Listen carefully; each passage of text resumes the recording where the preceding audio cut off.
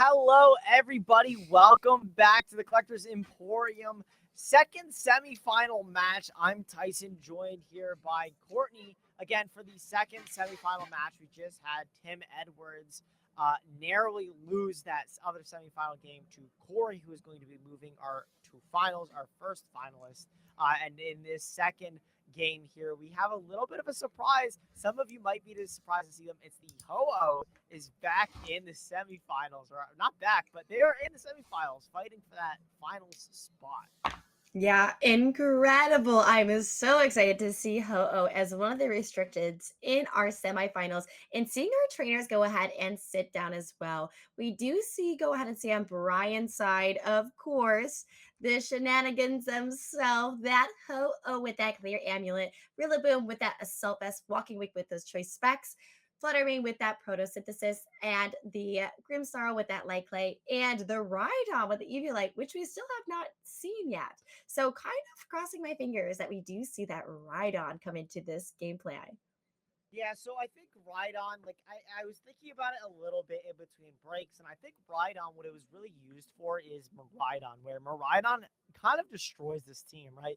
You could Draco Meteor or Electro Drift the Walking Wake. Obviously, Ho-Oh is susceptible to those things as well. And Rillaboom sometimes isn't enough, and neither is Grimmsnarl. So just being able to have an immunity and a redirector of the electric moves is very, very strong. Yeah, I agree. But I think one thing that we're not going to see, unfortunately, is that Rhydon because of what Seung Lee is running, which is that what we know good and well that Calyrex Shadow Rider. However, this time running a spooky blade. So things are going to get a little spooky around here with that Clefairy, with the Eviolite, the Incineroar, with their Rocky helmet, which is also so fascinating to see. The Mienshao with the Focus Sash, Rillaboom, and Urshifu as we go ahead and get into our game one of our second semifinal set. Seung leading with that Incineroar and Calyrex Shadow Rider, and Bryan leading with that Grimmsnarl and Fluttermane. Yeah, this is a very interesting lead from Bryan here. Somewhat a little passive. I mean, Fluttermane does have a super effective move into the Calyrex, but Seung has the potential of just protecting the Calyrex, of course, and kind of playing around. What Bryan decides to do. Ho-Oh is going to be interesting in this matchup with his large special defense. Going to be able to kind of wall out this Ho-Oh with Recover and Regenerator. Grimmsnarl switching out here for the Ho-Oh instead. I'm really curious what the Ho-Oh is going to do here other than recover and be a wall. Maybe we can go for a Sacred Fire play for the future. We see the Calyrex Shadow actually go for Precision. Karate go for Attack. Just going on the offensive, not wanting to waste any turns or any sort of momentum. This might be a draining kiss into the Grimmsnarl. Fluttermane does go for Protect though, making sure to get Astral Barraged.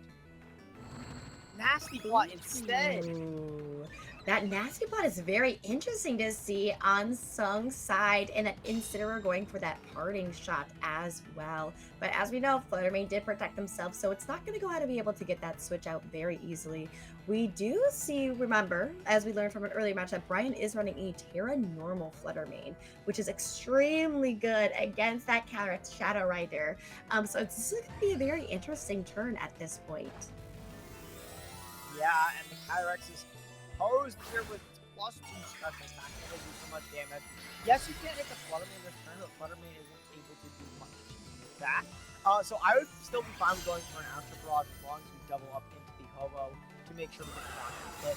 Going for Protect also makes a lot of sense. You weren't able to get the parting shot with Incineroar last turn, so this just kind of secures you getting a attack off next turn. And if the Ho-Oh does decide to attack into the Incineroar, it will have to deal with the Rocky Helmet chip. So a really good protect there from Seung, as the parting shot from the Incineroar is simply going to come out here. But instead it's a knockoff, knocking off that clear amulet, so something like a Astral Barrage should be able to knock out the Ho next turn. And Incineroar can follow up with a parting shot, then hopefully into the Fluttermane. But wow, is still an option on the Ho-Oh. Wow, Seung, I feel like really played that turn really well, understanding that, hey, that Calyrex is really not going to want to take a double up, especially for those two Pokemon, and making sure that it can go ahead and knock off that clear amulet on the Ho-Oh. We do see that Incineroar swapped out for that Clefairy. The Ho-Oh did protect, and that Moonblast is going to go ahead and target into that Calyrex, taking down about 20%, and that Calyrex going for the Astral Barrage, which is going to do no damage to Bryan's side due to that Protect and that Terrestrialization of normal on Fluttermane. And I mean, we got to see it kind of in Tim's games where the Clefairy is such a pivotal piece in these matchups where you can just kind of redirect any sort of damage that are coming to you. Any strong single target damage is usually what Calyrex struggles against. It's still like, even though it is kind of frail, it's still a restricted Pokemon. It has bulk to it, so something that has spread moves, which you don't see here in Bryan's case, but in other teams, the Clefairy kind of excels at just making sure those moves are even less, and then also redirecting those strong moves. Redirection in general, plus the fake outers from Seung's side, are just so strong in tandem with this Calyrex Shadow. And considering it's +2, you do want to make sure that it's as much as possible. Seung here is going to have to take a little bit of damage from that Shadow Ball as he does get dropped down to -1 there. Astral Barrage is going to fire off restricted and, or excuse me, resisted, and then really Grimmsnarl is definitely not restricted, but it takes more than 50% damage. Yeah, and I think this is a very interesting play from Seung's side. He brought out that Clefairy into the Rillaboom, making sure that they had that fake out pressure because as we know, since Fluttermane is now normal, it can go ahead and get faked out by that Rillaboom. And another Astral Barrage will take out that Grimmsnarl pretty easy peasy lemon squeezy. So that Fluttermane just kind of in a weird position this turn. What is it going to do? The Calyrex definitely doesn't really want to take another hit from anything, but kind of has a free turn to do that Astral Barrage. We do see the fake out going into that Fluttermane. Obviously, Bryan understood that, and it's going to go ahead and have that Protect. Light Screen will go up from that Grimmsnarl. Grimmsnarl really saying, hey, my biggest thing here is to make sure I get those screens up, and that Astral Barrage coming from the Calyrex Shadow Rider into that Grimmsnarl and going ahead and see it loses 11. Wow, being able to live there is really, really good for Bryan. You're able to just kind of be annoying the following turn, going for a parting shot potentially into the Calyrex here, into something like that Ho-Oh. Normally not a move we see. Normally offer something like the Thunder Wave, but Parting Shot being equally annoying. Parting Shot not going to come out instead. Protect on the Calyrex. Let's see what the Rillaboom does. I think wanting to go for maybe an attack into this Fluttermane, if you can kind of get rid of it, I think Calyrex honestly destroys the rest of the team. Moonblast and Parting Shot into the Calyrex, though, a little bit of an interesting play. The Rillaboom instead is going to go for, it's going to follow for Green Running Fluttermane. And it's an, a one-hit KO from that Rillaboom onto that Fluttermane. And like you were kind of saying, Tyson, I think that Fluttermane was Seung's biggest problem when talking about Bryan's team. And now that it's out of the way, that Calyrex is kind of sitting in a really good position in my opinion. Yeah, and it's still like, the way Seung has played this game is kind of very honestly, where it's protect, set up, then protect, and then maybe attack, and then protect. It's this kind of cycle again, playing around the follow me and the fake outs that you have, and kind of creating these turns where you get something and then you wait a turn, think, and then get something again.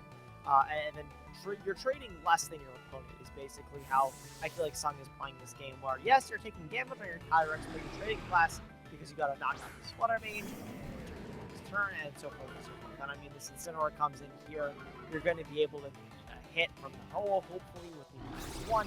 Parting Shot is coming out here. The Clear Amulet being knocked off of Ho is actually really interesting because that -1 might matter on the Ho. But this Calyrex Shadow is still going to be at +1. It's going to do so much damage here as the Walking Away comes in. I'm really curious if this is Astral Barrage or Drain Kiss. Oh, and we do see the Astral Barrage. Oof. And it's going to go into both Pokemon, taking a huge chunk of damage onto that Walking Wake. Oh, and Bryan actually going for Seung's Rillaboom instead. That means the Incineroar is going to be able to eat it. And this is really scary because you have a free fake out into the Walking Wake and another Astral Barrage. Yeah, this is a really tough position for Bryan right now. Really trying to figure out how they can go ahead and pivot around these Pokemon. That Walking Wake is really low right now, and if that Incineroar goes for that fake out onto that Pokemon, it's not going to be... but it goes into the Ho-Oh instead. But that Calyrex Shadow Rider is going to go for a Draining Kiss to get some HP back, and into that Walking Wake, knocking it out. And you know what? Any health is health where it's needed. So we're going to see that walking weight go down on Bryan's side, leaving Bryan pretty not in a great position, especially since Seung has all 4 of their Pokemon still. Yeah, absolutely. And I mean, the Kyrex is faster than the walking wave, so faking out the Ho also makes sense there. And getting that 3 HP, exactly as you said, this Ho cannot switch out anymore, will be permanently -1 in the rest of this game. You can parting shot the Kyrex to hopefully live some attacks, but I think the game is kind of done. You see a Protect there from the Kyrex. Seung playing this as smartly or smart as possible, where just protecting and resetting the fake out, bringing in a redirector like Clefairy or even another fake out like Rillaboom just to kind of secure this game. Yeah, I feel like Seung is in a really comfortable position as we see that parting shot go out into that Ho-Oh, getting that minus attack and minus special attack onto it. You see that Incineroar going back, and we're going to go ahead and see Seung is going to go ahead and swap out Incineroar for that Rillaboom, for that fake out pressure, especially going into this actual end game. The really cool thing here, I mean, it doesn't really matter which one you bring in. Either way, I think you're in a winning spot. You have all 4 Pokemon, and you only continue to lower this Ho-Oh down turn by turn. And even if you do get in a situation where you're able to critical hit every single Pokemon, it's going to be Ho-Oh versus Incineroar, where Brave Bird plus the Rocky Helmet is going to be very hard for you to break. So I think Seung has this game won on lock. Bryan is going to continue to play it out, though. Parting shot this Kyrex, making sure you can get it as low as possible. Maybe hopefully surviving a turn or 2, and then you get a Spirit Break. But again, it's such a controlled battle, and with the grassy terrain recovery here as well as the Draining Kiss, this is going to be kind of hard for this -2 Ho to break through.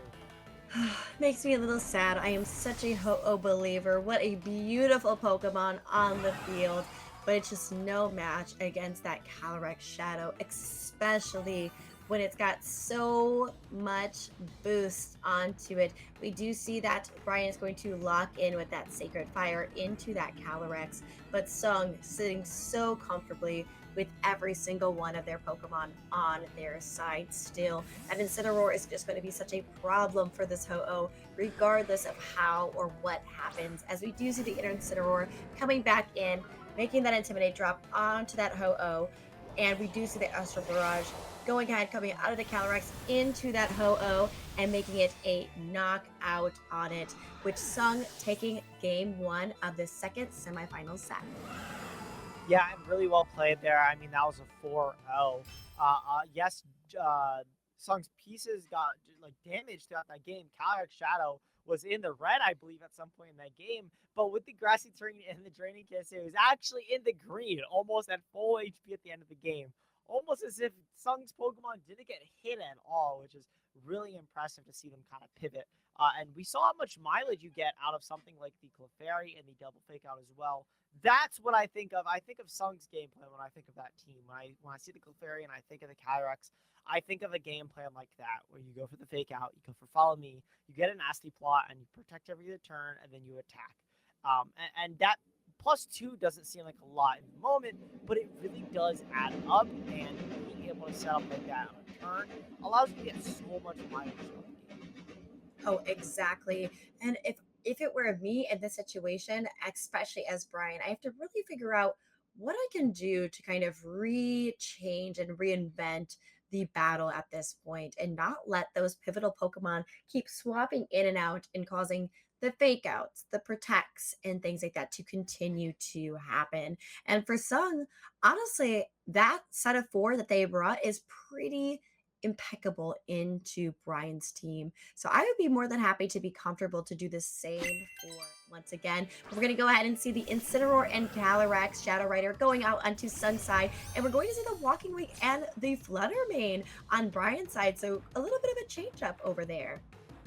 Absolutely, the Kyrex Shadow and the Incineroar is going to allow you to get that fake out nasty plot, as we mentioned before. And because the Walking Wake is choice specs, it's not going to be able to stop it. The Flutter Mane definitely will have a say in this, though, as it will potentially force a Terrestrialization. But what was really interesting there is the Walking Wake is actually Terrestrialization Ghost. So you have to be very conscious of that if you're Seung later.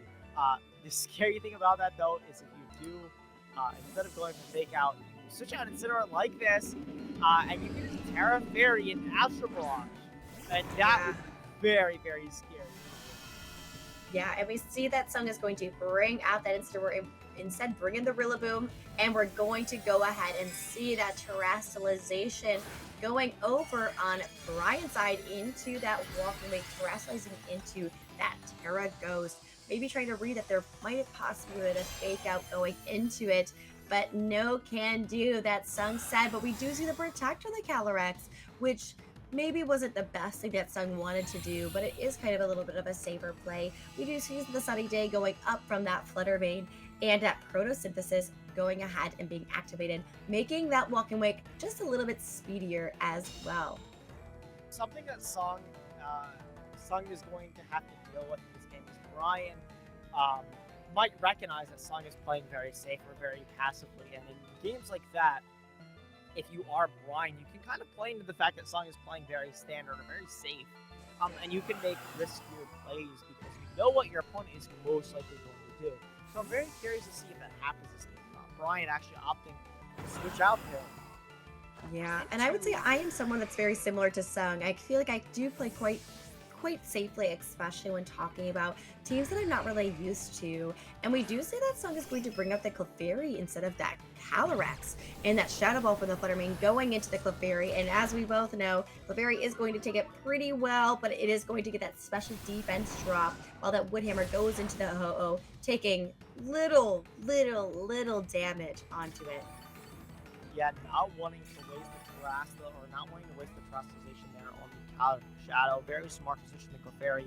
Also makes a lot of sense if Ho-Oh were to come in. Now you can redirect those Sacred Fires and those Brave Birds away from the Rillaboom, but instead opting to switch back in to Incineroar, the Pokemon of choice there for Seung, is going to be able to do not too much damage. Knock off into the Ho could be important again.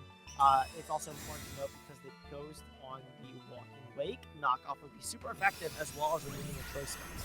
Moonblast, though, going into the Incineroar, if this is a double up, that could be scary, but it misses the Incineroar. I actually think that would have done a really good amount of damage, even though it's resisted because it's in the sun.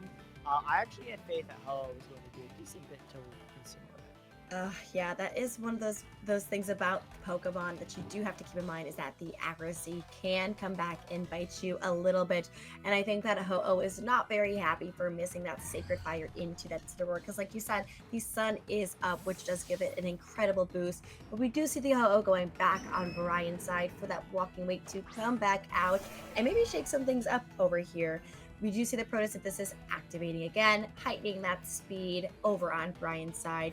But Seung is also going to bring out the Clefairy and go ahead and put in the Rillaboom. So these two Pokemon in tandem are probably the most annoying core that we know. But we do see the Moonblast going into the Rillaboom and getting the critical hit. Incredible. Oh, and knockoff going into the Walking Wake, removing that choice specs and doing super effective damage. That's definitely going to be in range of whatever Calyrex throws its way. Seung has both the fake outers on the field, Rillaboom and Incineroar, Shaq and Kobe. This duo is inseparable, and they are going to cause havoc on this field. Oh, and you are so right. And it's going to be kind of a tough game state for Bryan right now, that Walking Wake being so heavily damaged from that knockoff and needing to go back just in case, because I think Bryan realizes he needs to keep that Walking Wake alive to go ahead and have in the end game, and switches out for that Rillaboom. The Grassy Glide going to go into the Rillaboom, just doing a little bit of damage, and that Moonblast going into the Incineroar, going ahead and bringing it down into the yellow. Yeah, Martin Check going down there into the Rillaboom, going to lower it down. Not that it matters too much, those Grassy Glides hurt just maybe a little bit less. We do have to be mindful here of the Grassy Train as well. And one of the Rillabooms are still on the field when the train goes up. They're going to have to switch out to reset it. Just because when you're switching in and out Pokemon as much as both these guys are, it's kind of hard to maintain the terrain, because there's a good chance that your Rillabooms are going to be in when the train is gone.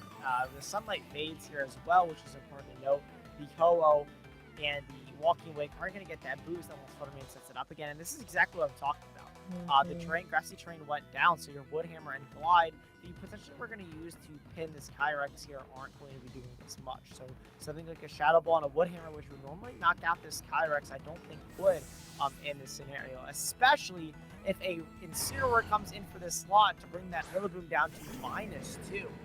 Yeah, and I think that's one of those things that Incineroar really just brings into all of VGC is the fact that not only does it have Intimidate, but it's also such a bulky Pokemon and can really be that pivotal piece to move in, move out, and sit right next to Rillaboom, Clefairy, or even Calyrex, as Calyrex Shadow Rider goes ahead and terrestrializes into Fairy, that Flutter Mane on Bryan's side going to protect. And what we're going to see from that Rillaboom from actually, the Astral Barrage first coming from Seung's side, going into that Rillaboom, and we're going to go ahead and see how much damage it's going to do, and it's going to bring it down into the yellow, while that Wood Hammer is going to go into the Calyrex, take it down about maybe 20%, but also getting the recoil as well. So very interesting game right there. I would say if I'm Bryan, I really need to figure out A, how can I bring in a different Pokemon safely, but also how can I make sure they do the most amount of damage possible?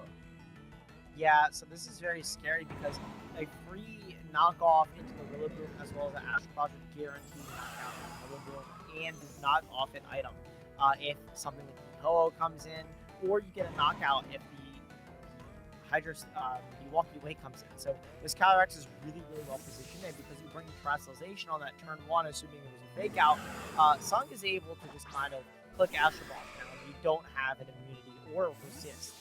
So this is very scary. Seung actually opting to switch out the Incineroar though for Clefairy to mitigate any sort of damage to not rely on Bryan maybe getting a critical hit or something like that. Friend Guard there to save the day. After Roger out though, is going to do so much damage, knocking out the Flutter Mane and doing so much to Solo as well. Critical hit on the Flutter Mane, not really battering there. Yeah, that one hit KO is pretty big for Bryan. It was expected, especially for that Flutter Mane, but I feel like Flutter Mane was a pivotal Pokemon that Bryan really needed to keep around, like that Walking Wake. So this is going to be a very interesting end game for Bryan of how they can go ahead and try to get back into this. I will say, like I was saying earlier, one thing that we need to know about Calyrex Shadow Rider is that when it's able to do this Barrage Bowl, it can be so damaging in this end game. We do see that Seung is going to bring back the Clefairy in exchange for that Incineroar once again to get that Intimidate drop onto that Ho-Oh and to that Rillaboom. But guess what? It's wearing a little amulet, so the Ho-Oh doesn't even care about it. We do see the Protect coming from the Calyrex Shadow Rider from Seung's side, that fake out going into that Incineroar, and then getting a little bit of recoil from that Rocky Helmet, but the Sacred Fire going ahead and not landing due to the Protect. I think what was really well played about this game as well so far is that Seung has been able to just find a position for this Kyrex every single turn, even if it's just protecting and switching in an option, or hard switching Incineroar besides parting shot, just finding a way to get this Kyrex in spots where it's attacking and doing either a lot of damage or getting a knockout, and just getting the most amount of value out of this Kyrex. And Bryan's team is slowly, as we see, getting whittled down turn by turn.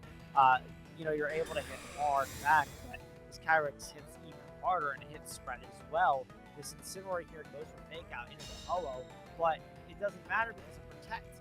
Kyrex though is still going to be able to fire off attack, Grass Slide, able to do a lot with the critical hits, but Wow. Astral Barrage I think is going to be able to get the knockout here. Wow, an incredible turn done by Seung, as we're going to go ahead and see that it is going to go ahead and take out that Rillaboom, but that Calyrex really did not like to take that critical hit from that Grassy Glide as well, but it will go ahead and take that Grimnay boost. And we have to keep in mind the item that Calyrex is holding right now, which is that Spooky Plate. So any single one of those Astral Barrages that is coming out is going to just keep doing more and more and more. And as we saw before, is that Walking Wake did terrestrialize into that Ghost type, which is something that is not good when you're staring down that Calyrex Shadow Rider with that Spooky Plate. Yeah, and you do have to be careful here though, as to make sure your Incineroar can get out safely. This makes a lot of sense because the Walking Wake is actually faster than the Kyrex. Brave Bird doesn't knock out Incineroar, but it's less about knocking it out. You know, Seung is going to go for Parting Shot here or knockoff. That also makes sense. Just guaranteeing the knockout. You could also have Parting Shot and push the Rillaboom, but then you're relying on Grassing Glide knocking out. So this also makes a lot of sense. The thing is, though, is that Seung, again, has all 4 pieces against this one that Bryan has, and I don't think you have enough gas in the tank if you are Bryan to make it out. And Seung there is going to be our second finalist. Wow, what an incredible set done by these two trainers. Sung really going ahead and understanding, like, hey, these 4 Pokemon all together is what I need to do in order to win this semifinal. And not only that, but the fact that they can go ahead and just pivot in and out and in and out and make sure that that Calyrex Shadow Rider is staying around is so important. I am a little bit sad about the Ho-Oh. I'm not gonna lie, but I am really excited to see Sun go into the finals as well. So I'm just really excited. It's been a great day for Pokemon. What do you think, Tyson? Absolutely. I think both of the players that are in finals currently played very, very well in the stream games that I saw. I can already tell, though, that we're going to be in for a very long finals. Both of those players are all about switching and positioning, as all great Pokemon trainers should be. But it's going to be a long finals for sure. It's going to be Kyrex Shadow Rider from our Song, and then Bryan, or excuse me, our other finalist is going to be using Terapagos, and that'll be a great finals. But before we get into that, let's take a quick break before we go.